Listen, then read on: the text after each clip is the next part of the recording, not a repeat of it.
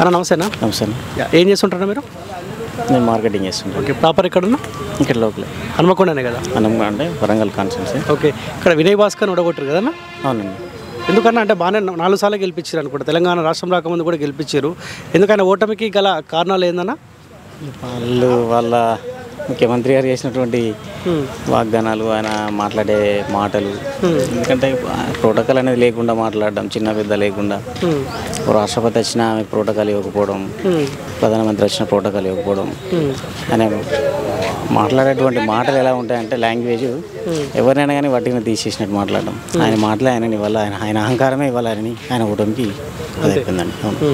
ఏం మారిందన్నా మార్పు తర్వాత? మార్పు రావాలని అందరం భాగస్వాములు అయితే కేసీఆర్ పోయిండు, రేవంత్ రెడ్డి వచ్చిండు, ఏమన్నా మార్పులు కనిపిస్తా ఉన్నాయా? మార్పు అంటే ఏం లేదండి, మార్పు ఏం లేదు, మార్పు అనేది ఏం రాలే.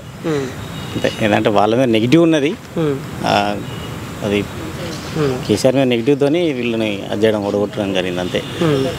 ప్రతి దానికి 100 రోజులలో 6 గ్యారెంటీలు అమలవుతాయి అని చెప్పిండు, ఏమన్నా అమలవుతున్న పరిస్థితి కనిపిస్తా ఉందా? ఓన్లీ మహిళలకు ఉచిత బస్సు, అది తప్ప ఏం కాలేదండి ఇంతవరకు. అంతే కదా. ఓకే, సో ఇప్పుడు ఎంపీ ఎలక్షన్స్ రాబోతా ఉన్నాయన్న. 3 అభ్యర్థులు ఉన్నారు. ఆరూరు రమేష్ బీఆర్ఎస్ పార్టీ నుంచి, సుధీర్ కుమార్ కాంగ్రెస్ పార్టీ నుంచి, కడియం కావ్య. ఎవరు గెలిస్తే బాగుంటారు మీరు అనుకుంటారు? సెంట్రల్లో భారతీయ జనతా పార్టీ రావాలంటే కంపల్సరీ ఇక్కడ ఆరూరు రమేష్కి సపోర్ట్ చేయాల్సిందే సార్, 100%. అంటే సెంట్రల్లో బీజేపీ ఉండాలని ఆరూరు రమేష్ ఓటర్ అంటున్నారా? అవును, సెంట్రల్లో బీజేపీ కంపల్సరీ అవసరం మనకు, దేశ రక్షణ కొరకై కంపల్సరీ.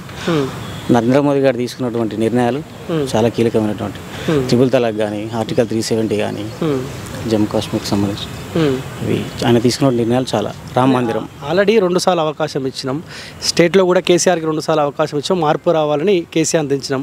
ఎందుకు సెంట్రల్లో కూడా 2 సార్లు అవకాశం ఇచ్చాం, ఎందుకు మార్పు కోరుకోవట్లే? లేదండి, వాళ్ళు తీసుకున్న నిర్ణయాలు చాలా బాగుంటాయి. భారతీయ జనతా పార్టీ తీసుకున్న నిర్ణయాలు చాలా బాగుంటాయి. ఎందుకంటే ఇంతకుముందు మనకు సెక్యూరిటీ అనేది లేకుండే, రక్షణకు సంబంధించినటువంటి సమస్యలు బాగుండేది ఎప్పుడు కానీ.